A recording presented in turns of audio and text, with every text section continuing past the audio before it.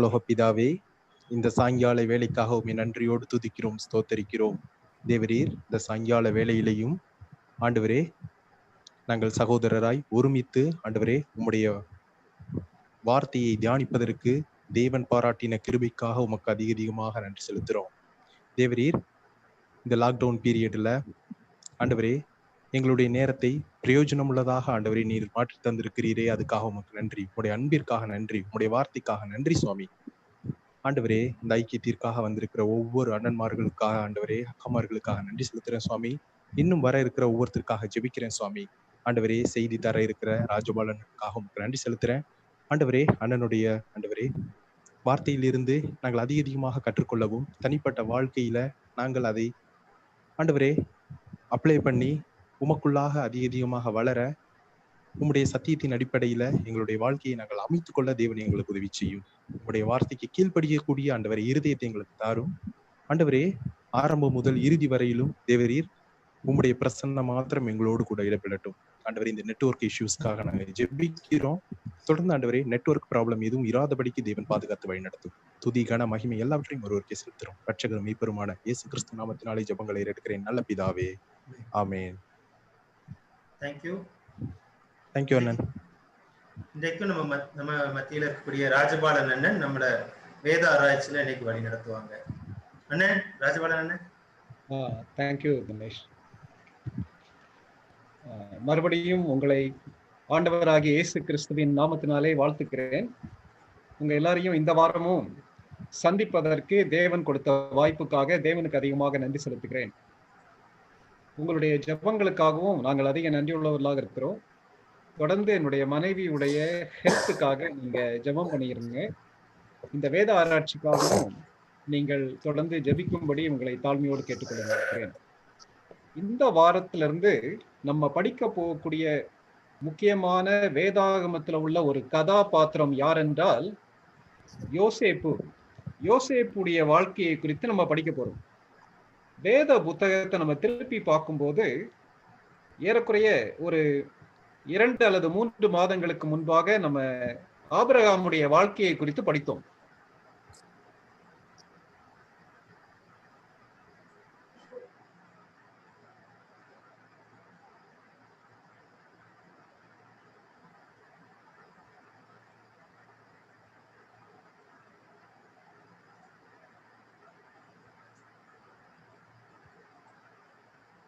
ராஜபாலன்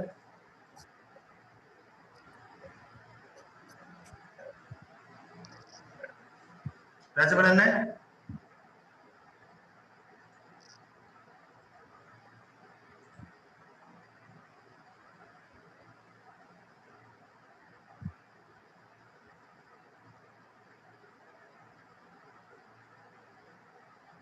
ஏதோ நெட்வொர்க் சரியில்லை நினைக்கிறேன். எல்லாரும் கொஞ்சம் தயவுசெய்து கொஞ்சம்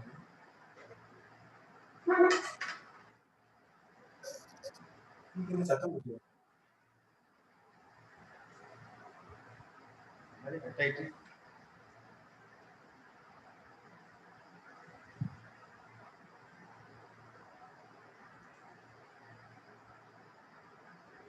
ராஜபாலன்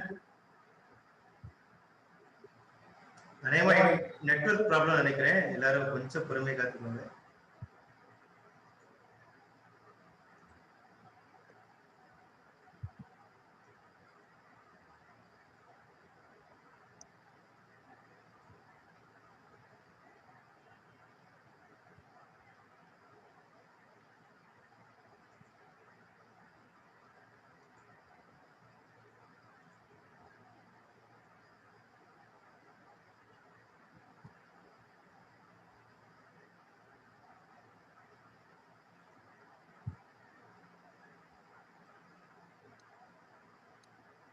ராஜபாலன் சைன் அவுட் ஆயிருக்காங்க. சைன் இன் பண்ணி வருவாங்க.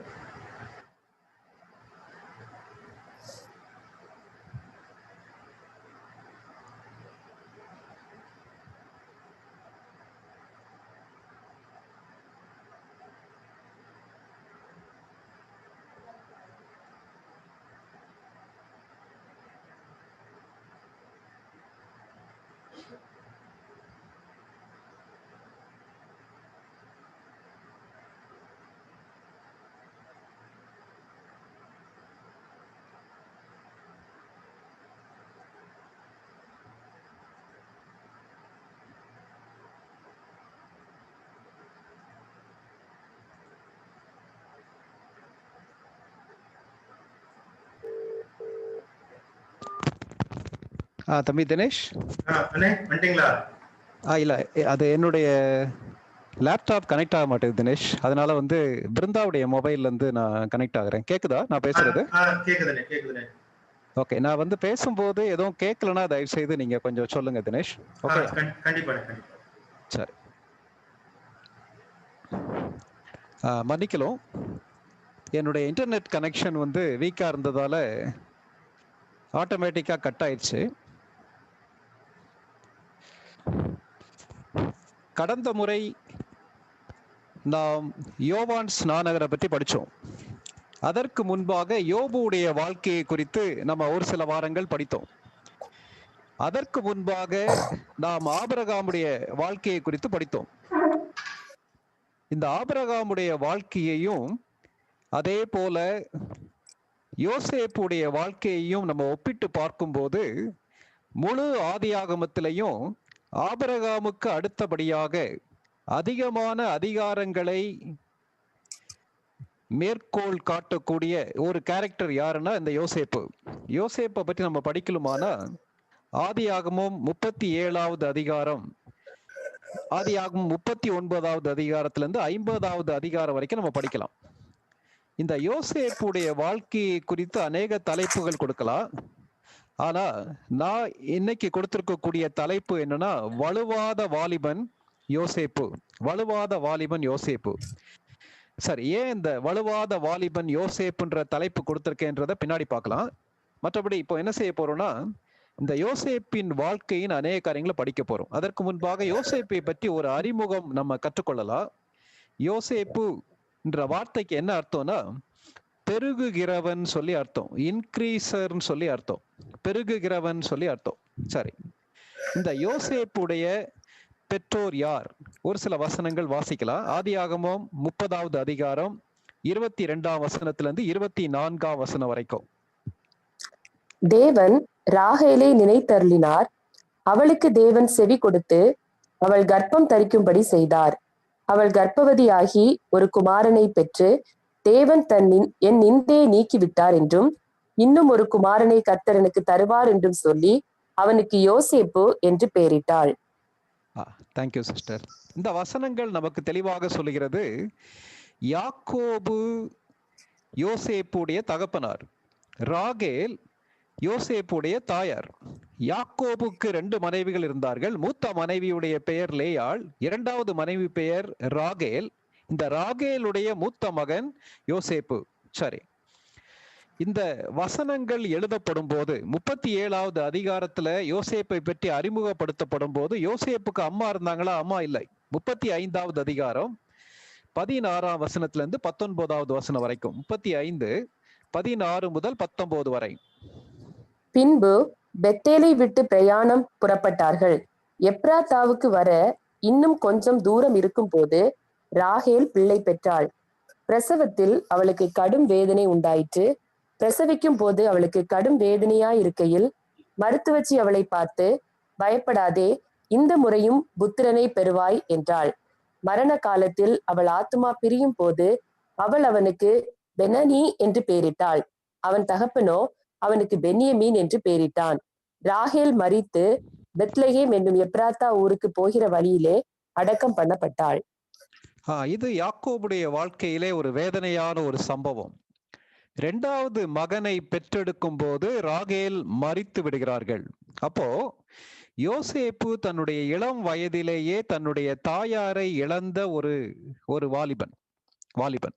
சரி, இந்த யோசேப்புடைய இன்னொரு ஸ்பெஷல் கேரக்டர் என்னன்னா யோசேப்பு மிகவும் அழகானவன் என்று வேதாகமம் சொல்லுகிறது. 39வது அதிகாரம் 6ஆம் வசனம். ஆகையால் அவன் தனக்கு உண்டானதை எல்லாம் யோசேப்பின் கையிலே ஒப்பு கொடுத்துவிட்டு தான் புசிக்கிற போஜனம் தவிர தன்னிடத்தில் இருந்த மற்றொன்றை குறித்தும் விசாரியாதிருந்தான்.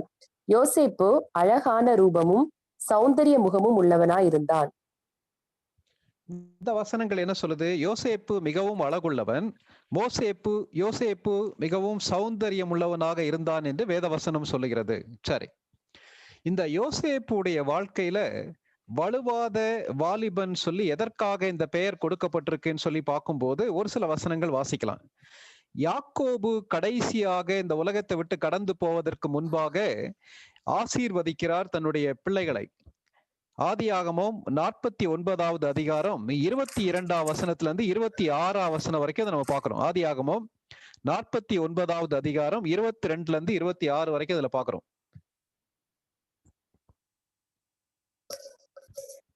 யோசேப்பு கனி தரும் செடி, அவன் நீரூற்றண்டையில் உள்ள கனி தரும் செடி, அதன் கொடிகள் சுவரின் மேல் படரும். வில் வீரர் அவனை மனமடிவாக்கி அவன் மேல் எய்து அவனை பகைத்தார்கள். ஆனாலும் அவனுடைய வில் உறுதியாய் நின்றது. அவன் புயங்கள் யாக்கோபுடைய வல்லவரின் கரங்களால் பலத்தன. இதனால் அவன் மேய்ப்பனும் இஸ்ரவேலின் கன்மலையுமானான். உன் தகப்பனுடைய தேவனாலே அப்படி ஆயிற்று. அவன் உனக்கு துணையாயிருப்பார். சர்வ வல்லவராலே அப்படி ஆயிற்று. அவர் உயர வானத்திலிருந்து உண்டாகும் ஆசீர்வாதங்களினாலும் கீழே ஆழத்தில் உண்டாகும் ஆசீர்வாதங்களினாலும் ஸ்தனங்களுக்கும் கர்ப்பங்களுக்கும் உரிய ஆசீர்வாதங்களினாலும் உன்னை ஆசீர்வதிப்பார். உன் தகப்பனுடைய ஆசீர்வாதங்கள் என் பிதாக்களுடைய ஆசீர்வாதங்களுக்கு மேற்பட்டதாயிருந்து நித்திய பர்வதங்களின் முடிவு மட்டும் எட்டுகின்றன. அவைகள் யோசேப்புடைய சிரசின் மேலும் தன் சகோதரரில் விசேஷித்தவனுடைய உச்சந்தலையின் மேலும் வருவதாக. யாக்கோபு தன்னுடைய வாழ்க்கையின் முடிவுல தன்னுடைய எல்லா பிள்ளைகளையும் 12 பிள்ளைகளையும் அழைத்து ஆசீர்வதிக்கிறார். ஆசீர்வதிக்கும் போது அவர் சொல்லக்கூடிய ஒரு வார்த்தை என்னன்னா, தன்னுடைய சகோதரரில் விசேஷித்தவனுடைய உச்சந்தலையின் மேல் வருவதாகன்னு சொல்றார்.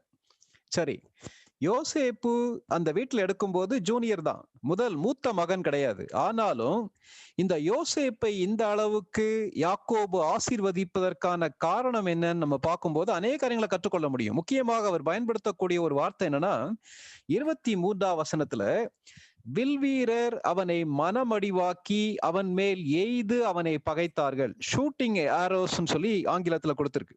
என்ன அர்த்தம்? அவனுக்கு எதிராக அநேக மக்கள் செயல்பட்டார்கள். ஆனால் அவனுடைய வில் உறுதியாய் நின்றது. அவன் புயங்கள் யாக்கோபுடைய வல்லவரின் கரங்களால் பலத்தன. இதனாலே அவன் மேய்ப்பனும் இஸ்ரவேலின் கன்மலையும் ஆனான்னு சொல்லி வேதத்துல வாசிக்கிறோம். பழைய ஏற்பாட்டுல வில் எதற்கு ஒப்பிடப்பட்டிருக்குன்னா, பகையை அல்லது நமக்கு எதிராக பேசக்கூடிய வார்த்தைகள், பழி சொற்கள் அல்லது நம்மை வேதனைப்படுத்தக்கூடிய சொற்களுக்கு வில் அடையாளமாக கொடுக்கப்பட்டிருக்கிறது. ஒரு சில வசனங்கள் வாசிக்கலாம். சங்கீதம் 57வது சங்கீதம் 4ஆம் வசனம்.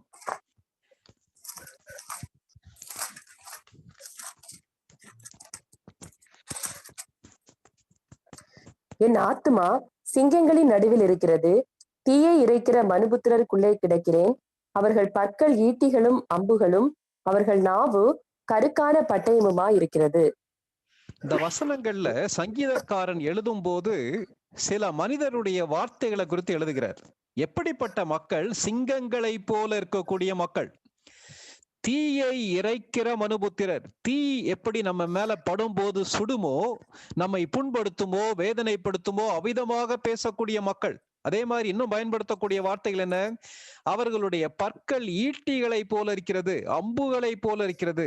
அவர்களுடைய நாவு கருக்கான கூர்மையான பட்டயத்தை போல, கத்தியை போல இருக்கிறதுன்னு சொல்லுகிறார். இதேதான் மற்ற வசனங்கள்லயும் நம்ம பாக்குறோம். சங்கீதம் 64 3வது 4வது வசனங்கள்ல அதை பாக்குறோம். அதே போல நீதிமொழிகள் 25வது அதிகாரம் 18ஆம் வசனம், நீதிமொழிகள் 26வது அதிகாரம் 18 19வது வசனங்கள்லயும் இதே வாசிக்கிறோம். இன்னும் ஒரு வசனம் வாசிக்கலாம். எரேமியா 9வது அதிகாரம் 8ஆம் வசனம். எரேமியாவுடைய புத்தகம் 9வது அதிகாரம் 8ஆம் வசனம். அவர்கள் நாவு கூர்மையாக்கப்பட்ட அம்பு, அது கபடம் பேசுகிறது. அவன் தன் அயலானோடே தன் வாயினாலே சமாதானமாய் பேசுகிறான். ஆனாலும் தன் உள்ளத்திலே அவனுக்கு பதிவிட வைக்கிறான். இதுல நாவு அம்புக்கு ஒப்பிடப்பட்டு சொல்லப்பட்டிருக்கிறது. அப்போ யோசேப்புடைய வாழ்க்கையிலே அவர் சந்தித்தது இவ்விதமான மக்கள் மத்தியில தான் அவர் வாழ்ந்தார். ஆனால் இவ்விதமான அம்புகள் அவரை அசைக்கவில்லை. வாழ்க்கையில எல்லாமே நமக்கு சாதகமாக நடக்கும் போது நாம் ஆண்டவருக்கு பிரியமாக வாழுவது, ஆண்டவருடைய திட்டத்தை நிறைவேற்றுவது மிக மிக எளிதான ஒரு காரியம். ஆனால் வாழ்க்கையின் எல்லா சூழ்நிலைகளும் நமக்கு எதிராக செயல்படும் போது அந்த சூழ்நிலை மத்தியிலேயும் தேவனை உறுதியாக பற்றி கொண்டு வாழ்க்கையில தேவனுடைய திட்டத்தை விட்டு வலுவாமல் வாழ்வது மிக மிக கஷ்டமான ஒரு காரியம். யோசேப்பு அப்படிப்பட்ட ஒரு வாலிபனாக காணப்பட்டான். எவ்வளவு அம்புகள் அவன் மீது பாய்ந்தாலும் அவன் அந்த அம்புகளாலே வீழ்ந்து விடாதபடிக்கு, சோர்ந்து விடாதபடிக்கு, அந்த அம்புகளை தாண்டி எல்லா சூழ்நிலையிலேயும் நின்று வாழக்கூடிய விதத்துல அவன் காணப்பட்டான். அதனாலதான் அவனுக்கு கொடுத்திருக்கக்கூடிய தலைப்பு வலுவாத ஒரு வாலிபன்.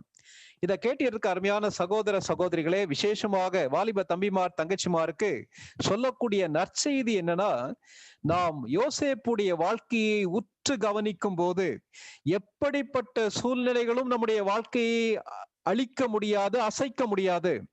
யோசேப்பு அந்த காலகட்டத்துல தேவனை அறியாத மக்கள் பெருகியிருந்த காலகட்டத்திலேயே ஆண்டவருக்கென்று வேறு ஒரு தேசத்திலே வேறு ஒரு சூழ்நிலையிலே அவருக்கென்று வைராக்கியமாக வாழ முடிந்ததென்றால், இன்றைக்கும் 21வது நூற்றாண்டுல வாழக்கூடிய உங்களுக்கு ஏன் ஆண்டவருக்கு பிரியமாக வாழ முடியாது? இதான் வேதம் கற்றுக் கொடுக்கக்கூடிய காரியம். சரி, வலுவாத வாலிபன் யோசேப்பு.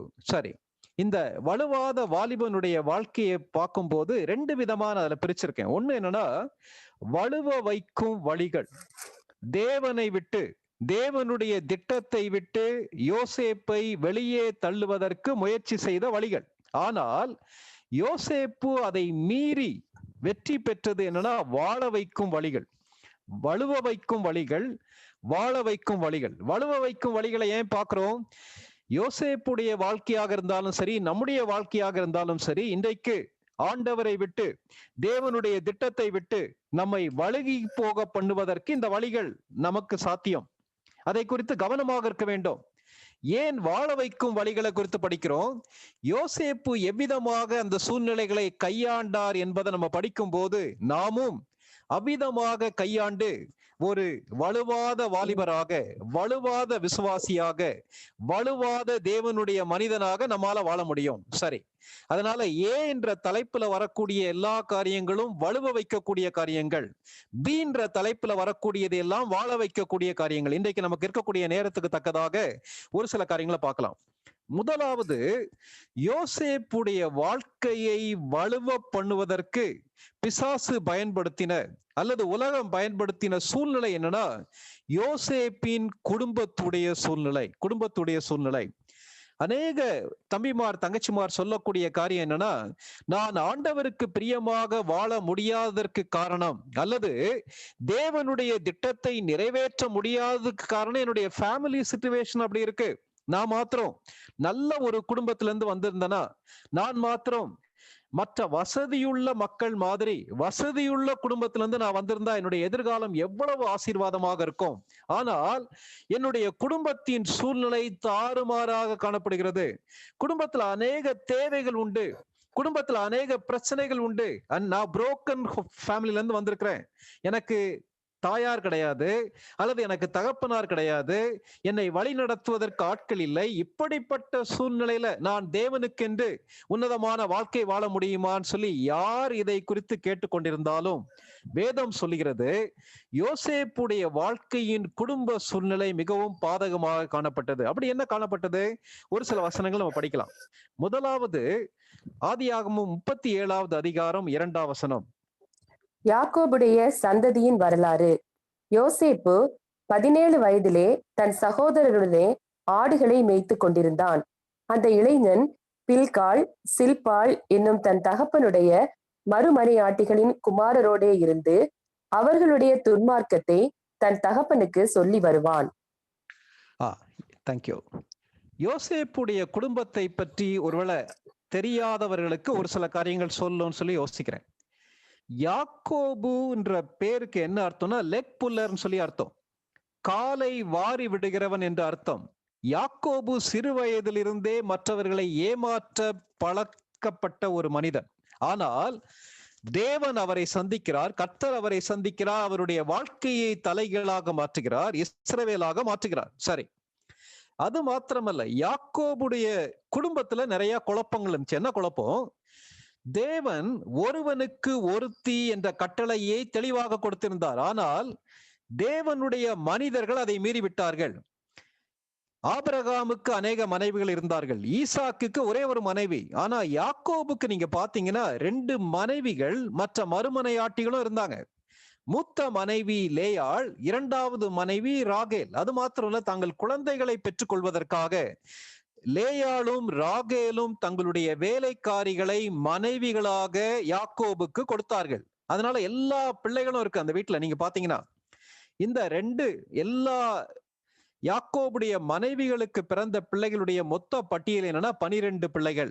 சரி, அந்த 12 பிள்ளைகள்ல மெஜாரிட்டி பீப்புளை பத்தி இந்த இன்ட்ரடக்ஷன் ஆரம்பிக்குது. நம்ம வாசிக்க கேட்ட வசனத்துல யாக்கோபுடைய மறுமனையாட்டியின் பிள்ளைகள் தேவனுக்கு விரோதமாக செயல்பட்டார்கள், அவர்கள் துன்மார்க்கமாக வாழ்ந்தார்கள். குடும்பத்துல 12 பிள்ளைகள் சொல்லி எடுக்கும் போது யோசேப்பு சிறியவன். எத்தனை வயதாகுது? 17 வயதாகிறது. நம்ம படிச்ச வசனத்துல யோசேப்பு 17 வயதிலே ஆடுகளை மேய்த்து கொண்டிருந்தார். 17 வயசுனா எத்தனை வயசு?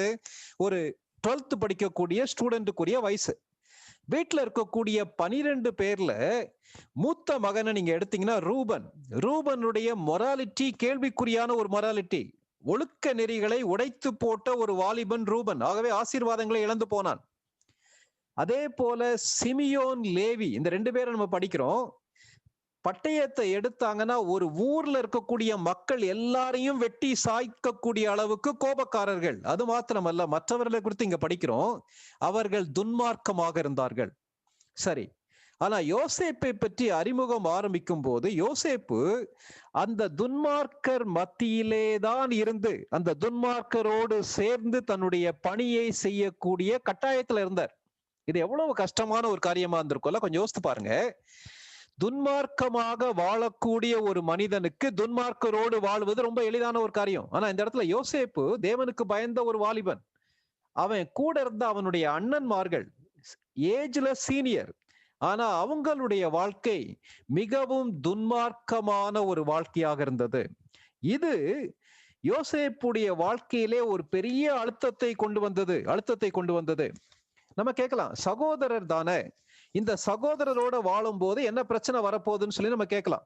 வேத வசனம் தெளிவாக சொல்லுகிறது, நானும் நீங்களும் தேவனுக்கு பிரியமாக வாழ ஆரம்பிக்கும் போது தேவனுக்கு பிரியமில்லாத பாதையிலே செல்லக்கூடிய துன்மார்க்கர்னா மார்க்கம்னா வழின்னு சொல்லி அர்த்தம். துன்மார்க்கம்னா தவறான ஒரு வழி.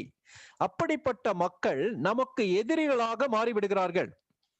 ஒரு உதாரணம் நீங்க எடுத்தீங்கன்னா, ஒரு காலேஜ் ஸ்டூடெண்ட் 10 மணிக்கு காலேஜ்னா 9:55 அந்த காலேஜ் உள்ள போறான்னு வச்சுக்கிறேங்க.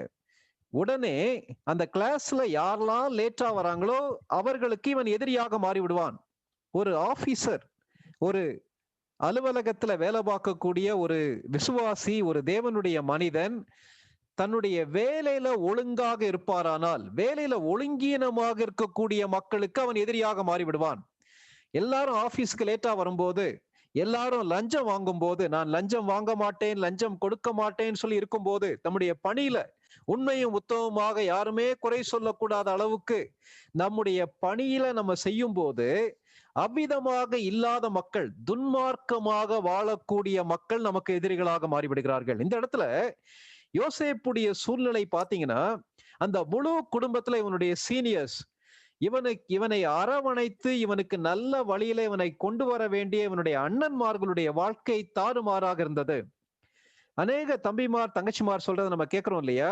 என்னுடைய அண்ணனுடைய வாழ்க்கையை பார்த்து எனக்கு முன்மாதிரியாக நான் இருக்கணும்னு சொல்லி நினைக்கிறேன். அநேக நேரங்கள்ல என்னுடைய அண்ணன் அல்லது என்னுடைய அக்கா, என்னுடைய உடன் பிறந்தவர்கள் என்ன ஆவிக்குரிய காரியங்கள்ல உற்சாகப்படுத்துவதற்கு பதிலாக எனக்கு இடரலாக இருக்கிறார்கள். நான் என்னுடைய குடும்பத்துடைய சூழ்நிலை வாழும் போது நான் பாவம் செய்து விடுவேனோ என்று பயப்படக்கூடிய அளவுக்கு வாழுகிறேன்னு சொல்லக்கூடிய தம்பிமார் தங்கச்சிமார் உண்டு இல்லையா?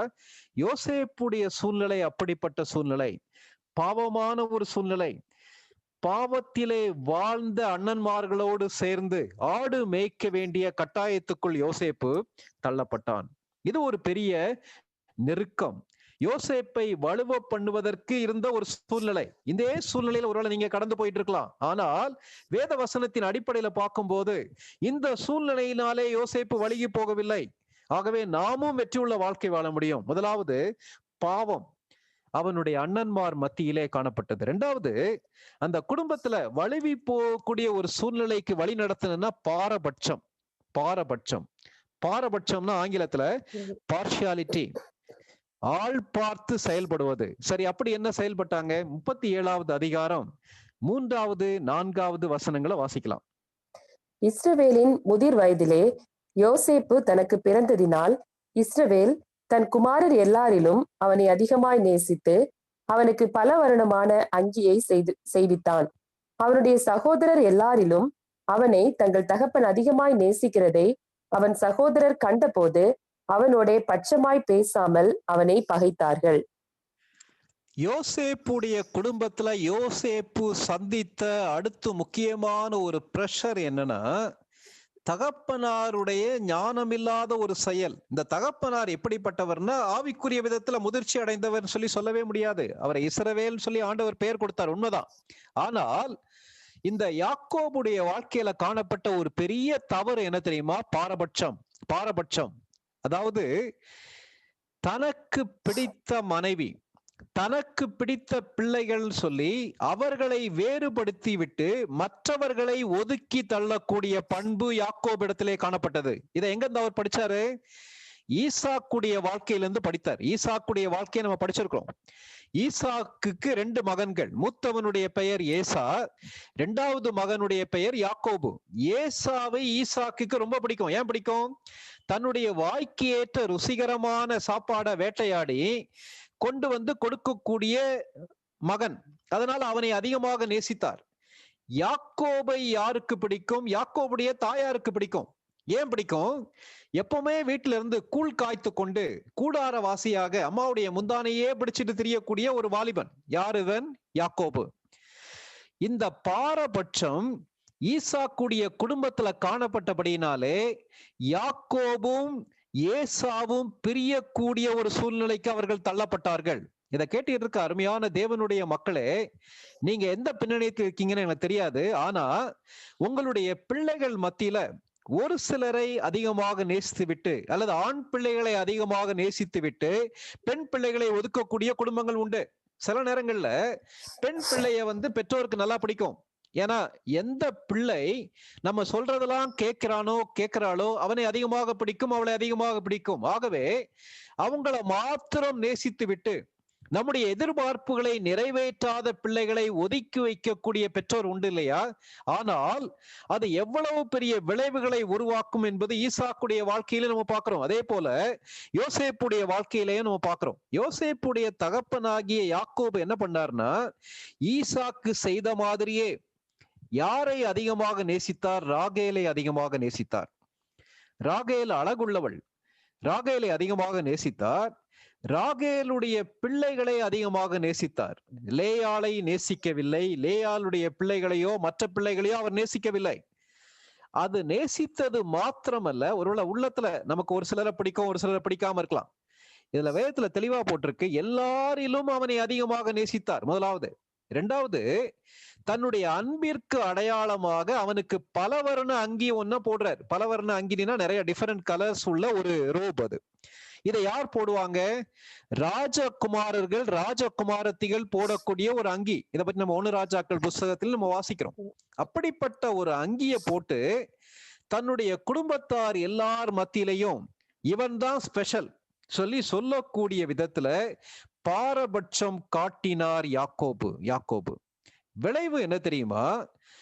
4ஆம் வசனத்துல வாசிக்க கேட்டோம்ல, அவனுடைய சகோதரர் எல்லாரிலும் அவனை தங்கள் தகப்பன் அதிகமாய் நேசிக்கிறதை அவன் சகோதரர் கண்டபோது அவனோடே பட்சமாய் பேசாமல் அவனை பகைத்தார்கள். இதுக்கு யோசேப்பு காரணமா இல்லையே? யோசேப்பு சின்ன பையன், இன்னசென்டா இருக்கான். அப்பா கொடுக்கிற அங்கிய ஆசையா போட்டுக்கிட்டான். ஆனா அந்த அங்கியில பாரபட்சம் உண்டு. இந்த அங்கிய பார்த்து, இந்த வாலிபனை பார்த்து அண்ணன்மார்கள் அப்படியே புகைகிறார்கள். இன்னைக்கு அநேக குடும்பங்கள்ல இந்த பிரச்சனை இருக்கு இல்லையா? பெற்றோர் செய்யக்கூடிய தவறு பிள்ளைகளை பாதிக்கிறது இல்லையா? பெற்றோர் ஞானம் இல்லாமல் செய்யக்கூடிய காரியங்கள் பிள்ளைகளை பாதிக்குது இல்ல? எந்த ஒரு தகப்பன் தன்னுடைய குடும்பத்துடைய ஃபைனான்ஸ சரியா மேனேஜ் பண்ணாதால பிள்ளைகளுக்கு ஃபீஸ் கட்ட முடியாம கஷ்டப்படக்கூடிய பிள்ளைகள் இருக்காங்க இல்லையா? பெற்றோர் ஞானம் இல்லாதபடிக்கு தன்னுடைய பிள்ளைகளை ஊக்குவிக்க வேண்டிய நேரத்துல ஊக்குவிக்காதபடிக்கு தனக்கு பிடிக்காத பிள்ளைன்றக்காக தள்ளி வைக்கும் போது அந்த பிள்ளையுடைய உள்ளம் எந்த அளவுக்கு பாதிக்கப்படுது இல்லையா? இந்த இடத்துல யோசேப்புக்கு அதிகமான கனத்தை கொடுத்தபடியினாலே அநியாயமான பகையை யோசேப்பு சந்திக்க வேண்டிய சூழ்நிலைக்கு அவர் தள்ளப்பட்டார்.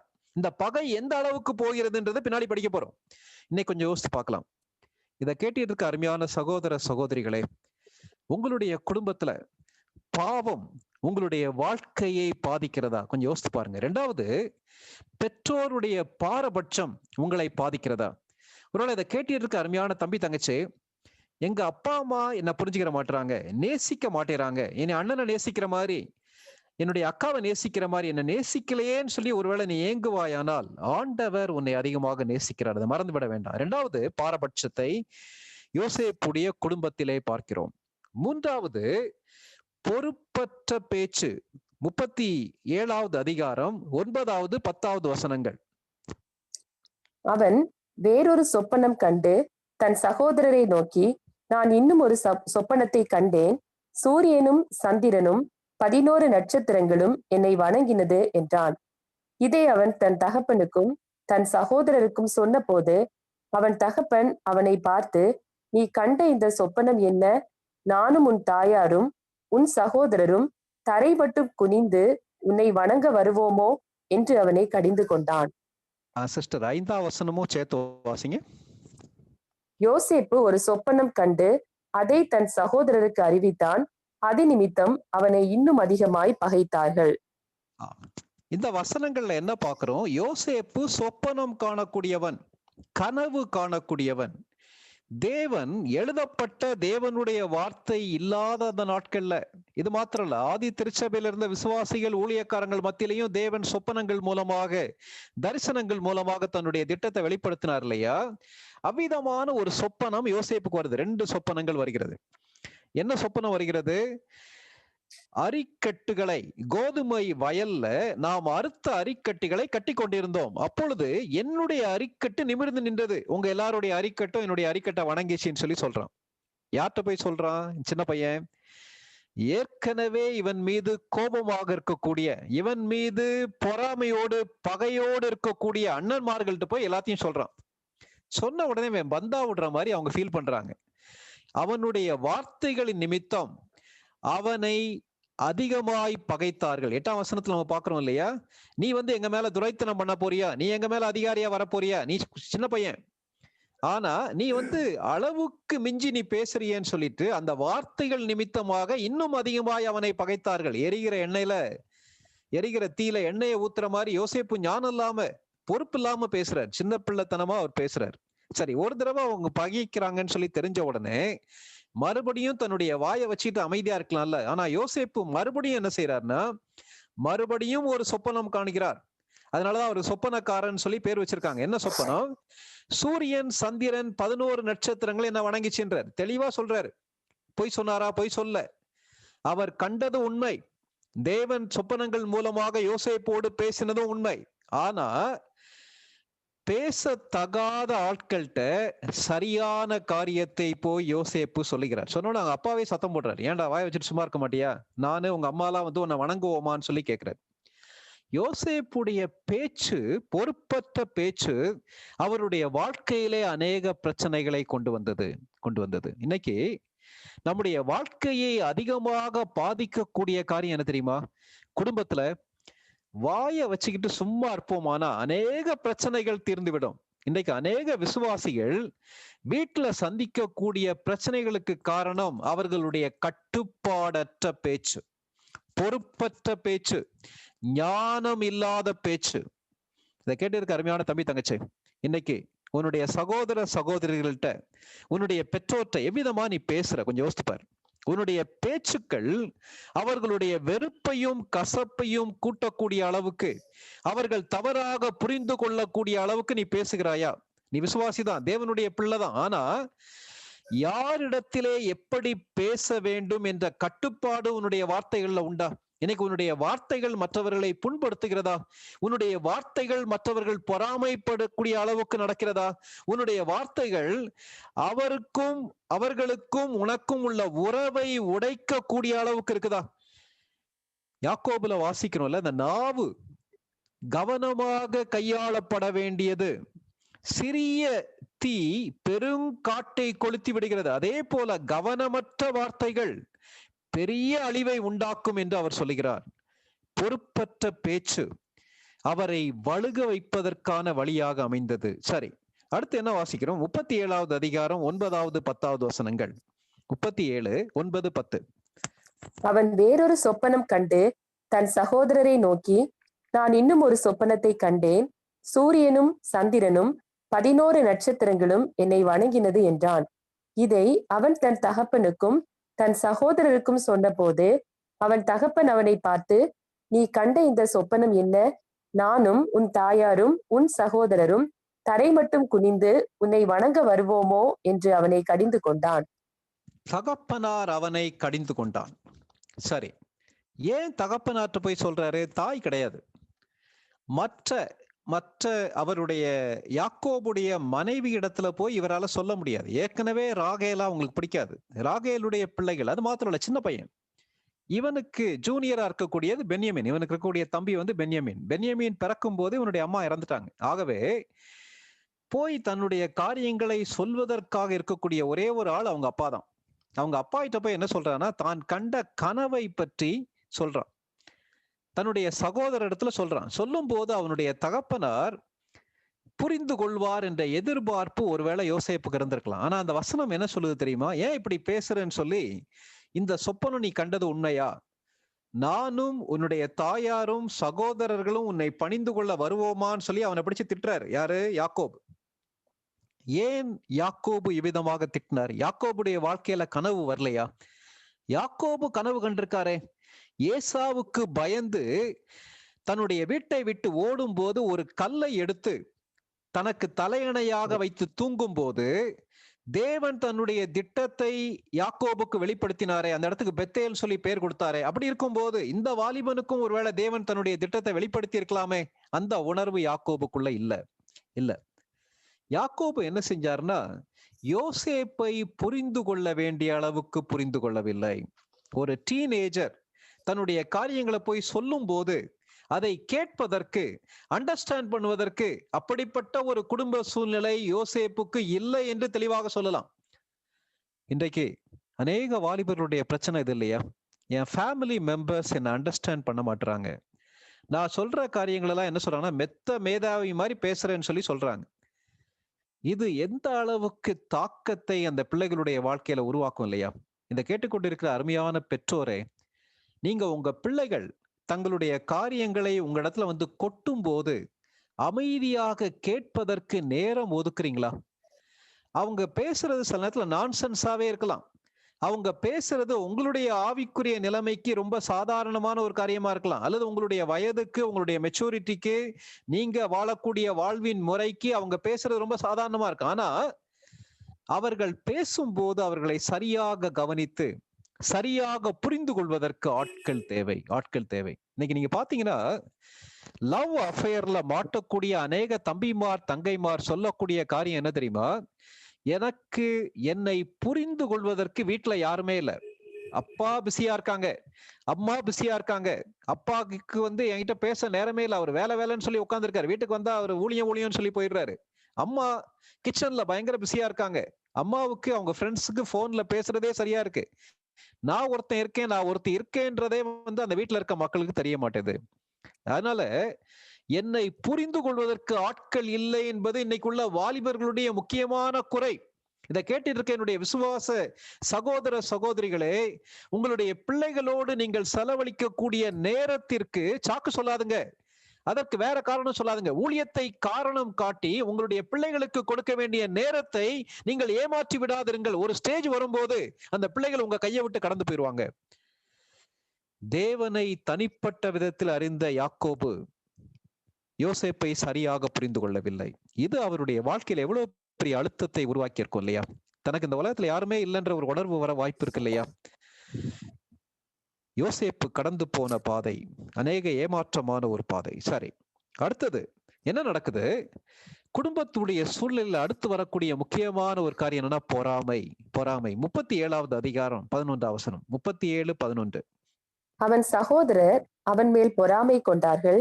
அவன் தகப்பனோ அவன் சொன்னதை மனதிலே வைத்துக் கொண்டான். அவன் சகோதரர் அவன் மேல் பொறாமை கொண்டார்கள். ஏன் பொறாமை கொண்டார்கள்? தகப்பனார் தங்ககிட்ட காட்டக்கூடிய அன்பை விட தன்னுடைய தம்பிகிட்ட அதிகமா காட்டுறாங்க. ஆகவே அவனை த்ரெட்டா பாக்குறாங்க. இவன் எனக்கு போட்டியாக வந்து விடுவானோ, என்னை விட ஜூனியரா இருக்கக்கூடியவன் எப்படி ராகேல் லேயாளுடைய இடத்தை விட டாமினேட் பண்ணி வந்த மாதிரி ஜூனியரா இருக்கக்கூடிய இவன் என்னுடைய இடத்தை பற்றி கொள்வானோன்ற பயம் மற்ற 10 சகோதரர்களுக்கு வர ஆரம்பிக்கிறது. விளைவு என்ன தெரியுமா? யோசேப்பை பொறாமையோடு பார்க்க ஆரம்பித்தார்கள். இந்த பொறாமை எவ்வளவு பெரிய பாவத்துக்கு நேராக வழி நடத்துகிறதுன்றது வர நாட்கள்ல படிக்க போறோம். பொறாமை இன்னைக்கு அநேக நேரங்கள் நம்மளை பாதிக்குது இல்லையா? குடும்பத்துல அநேக விசுவாச குடும்பங்கள்லயும் சரி, இந்த குடும்பங்கள்ல வரக்கூடிய கான்ஃபிளிக்டுக்கு என்ன பிரச்சனை நீங்க பாத்தீங்கன்னா, எனக்கு இல்லாத காரியம் அடுத்து என்னுடைய சகோதரனுக்கு சகோதரிக்கு இருக்கக்கூடாது. அப்படி இருந்துச்சுன்னா பொறாமை வர ஆரம்பிக்கிறது. இந்த இடத்துல யோசேப்புக்கு தேவன் சொப்பனம் கொடுக்கிறார். யோசேப்புக்கு பெற்றோர் அன்பு பாராட்டுறாங்க, அப்பா அன்பு பாராட்டுறார், யோசேப்புக்கு அங்கி கொடுக்கிறார். ஆனா எங்களுக்கெல்லாம் இது இல்ல. நாங்களும் இந்த வீட்டுல தானே பிறந்தோம், நாங்களும் இதே அப்பாவுக்கு தானே பிறந்தோம், ஏன் எங்களுக்கு கிடைக்கல, அவனுக்கு மாத்திரம் கிடைக்குமான்னு சொல்லி அந்த பொறாமை தீ அவர்களுடைய உள்ளத்திலே அப்படியே பற்றி எறிய ஆரம்பிக்கிறது. இன்றைக்கு அநேக குடும்பங்கள் சிதறதுக்கு காரணம் என்ன தெரியுமா? பொறாமை. எனக்கு வீடு இல்லை, ஆனா என்னுடைய அண்ணன் வீடு கட்டிட்டான். எனக்கு இந்த பட்டு சாரி இல்ல, ஆனா என்னுடைய தங்கச்சி இந்த பட்டு சாரி கட்டியிருக்கா. நான் கார் வாங்கல, அவங்க கார் வாங்கிட்டாங்க. அப்படி இருக்கும்போது அவ்வளவு நாள் ஸ்மூத்தா பேசிக்கிட்டு இருந்த அண்ணன் தம்பி அல்லது அக்கா தங்கை திடீரென்று முகத்தை திருப்பிட்டு போறாங்க. ஒண்ணுமே புரியல. நம்ம அவங்களை நேசிக்க தானே செய்யறோம், அவங்க கிட்ட அன்பு பாராட்ட தானே செய்யறோம், ஏன் காரணமே இல்லாம என்ன பாய்க்கிறாங்க? காரணம் என்ன தெரியுமா? உள்ளத்திலே இருக்கக்கூடிய பொறாமை. வேதவசனம் சொல்லுகிறது பொறாமை எலும்புரிக்கின்னு சொல்லுகிறது. முதல் ஆதாம் ஏவாளுடைய பிள்ளைகளாக வந்த காயின் ஆபேலுடைய வாழ்க்கையிலே வந்தது பொறாமை. அப்படி என்ன பொறாமைப்பட வேண்டியிருந்துச்சு? ஆபேலுடைய காணிக்கையை தேவன் அங்கீகரித்தார், ஆனால் காயினுடைய காணிக்கையை அங்கீகரிக்கவில்லை. அதை பார்த்த உடனே காயினுடைய முகம் வேறுபட்டுருச்சு. இதை கேட்டிருக்க அருமையான சகோதர சகோதரிகளே, உங்க உள்ளத்துல பொறாமை உண்டா? வெளியே தெரியாத நம்மை பாதிக்கக்கூடிய தேவனுடைய உள்ளத்தை துக்கப்படுத்தக்கூடிய ஒரு காரியம் தெரியுமா? பொறுக்க இயலாமை. தன்னுடைய சொந்த தம்பி தான், அதே தகப்பனாருக்கு பிறந்த சொந்த தம்பி தான். அவன் அந்த அங்கியை போட்டா என்ன பரவாயில்ல, அவனுக்கு சொப்பனம் வந்தா என்ன பரவாயில்ல என்று அவனை தட்டி கொடுப்பதற்கு பதிலாக, அவனுக்கு அன்போடு காரியங்களை கற்றுக் கொடுப்பதற்கு பதிலாக அவன் மீது பொறாமை கொண்டார்கள் அண்ணன்மார்கள். அந்த பொறாமை எப்படி மாறிச்சு தெரியுமா? 4வது 8வது வசனங்களை வாசிங்க. 37:4-8. அவனுடைய சகோதரர் எல்லாரிலும் அவனை தங்கள் தகப்பன் அதிகமாய் நேசிக்கிறதை அவன் சகோதரர் கண்டபோது அவனோட பட்சமாய் பேசாமல் அவனை பகைத்தார்கள். அப்பொழுது அவன் சகோதரர் அவனை பார்த்து, நீ எங்கள் மேல் துரைத்தனம் பண்ணுவாயோ, நீ எங்களை ஆளப் போகிறாயோ என்று சொல்லி அவனை அவன் சொப்பனங்களின் நிமித்தமும் அவன் வார்த்தைகளின் நிமித்தமும் இன்னும் அதிகமாய் பகைத்தார்கள். பரிசுத்த ஆவியானவர் அந்த வார்த்தைகளை எவ்வளவு தெளிவா எழுதி வச்சிருக்காருல. பகைத்தார்கள், இன்னும் அதிகமாய் அவனை பகைத்தார்கள். இந்த பகைமைக்கு காரணம் யாக்கோபுடைய பாரபட்சம், யோசேப்பு ஞானம் இல்லாமல் பேசினது, யோசேப்புடைய வாழ்க்கையிலே தேவன் கொடுத்த ஆசீர்வாதங்கள், அவருடைய அப்பா கொடுத்த ஆசீர்வாதங்கள் எல்லாமே காரணமாக அமைகிறது. கொஞ்சம் யோசித்து பாருங்களேன். அண்ணன்மார்கள் துன்மார்க்கமாக வாழ்ந்தவர்கள், தகப்பனார் புரிந்து கொள்ளாதவர், தகப்பனார் பாரபட்சம் காட்டக்கூடியவர், அண்ணன்மார்கள் பொறாமை கொள்ளக்கூடியவர்கள், அண்ணன்மார்கள் இவன் கெட்டு போக வேண்டும் என்று வாய்ப்புக்காக காத்திருக்கக்கூடிய மக்கள். இப்படிப்பட்ட ஒரு குடும்ப சூழ்நிலையில வாழக்கூடிய ஒரு வாலிபனால ஆண்டவருக்கு பிரியமாக வாழ முடியுமா? வேதவசனம் தெளிவாக சொல்லுகிறது, யோசேப்பின் மீது அம்பு ஏயப்பட்டது, ஆனால் யோசேப்புடைய அம்பு நிலைத்து நின்றது. சரி, இப்படிப்பட்ட சூழ்நிலையில வலுவ வைக்கக்கூடிய இந்த வழிகள்ல எவ்விதமாக யோசேப்பாலே வாழ முடிந்தது? வாழ வைக்கும் வழிகளை ஒரு சில காரியங்களை நமக்கு நேரத்து தக்கதான் நம்ம பார்க்கலாம். அப்படி 17 வயது வாலிபனாலே எவ்விதமாக இந்த காரியங்களை மேற்கொள்ள முடிந்தது? முதலாவது, யோசேப்புடைய வாழ்க்கையை உற்று கவனிக்கும் போது நாம் கற்றுக்கொள்ளக்கூடிய காரியம் என்ன தெரியுமா? தன்னுடைய பணியிலே அல்லது தன்னுடைய பொறுப்பிலே உண்மை உள்ளவன் யோசேப்பு. 37வது அதிகாரம் 1 வசனம், 2 வசனம், 12 வசனத்திலிருந்து 17 வசனம் வரைக்கும் வாசிக்கலாம். யாக்கோபு தன் தகப்பன் தங்கியிருந்த கானான் தேசத்திலே குடியிருந்தான். யாக்கோபுடைய சந்ததியின் வரலாறு: யோசேப்பு 17 வயதிலே தன் சகோதரருடனே ஆடுகளை மேய்த்து கொண்டிருந்தான். அந்த இளைஞன் பில்காள், சில்பாள் என்னும் தன் தகப்பனுடைய மறுமனையாட்டிகளின் குமாரரோடே இருந்து அவர்களுடைய துன்மார்க்கத்தை தன் தகப்பனுக்கு சொல்லி வருவான். பின்பு அவன் சகோதரர் சீகேமிலே தங்கள் தகப்பனுடைய ஆடுகளை மேய்க்க போனார்கள். அப்பொழுது இஸ்ரவேல் யோசேப்பை நோக்கி, உன் சகோதரர் சீகேமிலே ஆடுகளை மேய்க்கிறார்கள் அல்லவா? உன்னை அவர்களிடத்திற்கு அனுப்ப போகிறேன், வா என்றான். அவன், இதோ போகிறேன் என்றான். அப்பொழுது அவன், நீ போய் உன் சகோதரருடைய சேமம் எப்படி என்றும் ஆடுகள் எப்படி இருக்கிறது என்றும் பார்த்து எனக்கு மறு செய்தி கொண்டு வா என்று அவனுக்கு சொல்லி எபிரோன் பள்ளத்தாக்கிலே இருந்து அவனை அனுப்பினான். அந்தபடியே அவன் சீகேமிற்கு போனான். அப்பொழுது ஒரு மனிதன் அவன் வெளியிலே வழி தப்பி திரிகிறதை கண்டு, என்ன தேடுகிறாய் என்று அவனை கேட்டான்.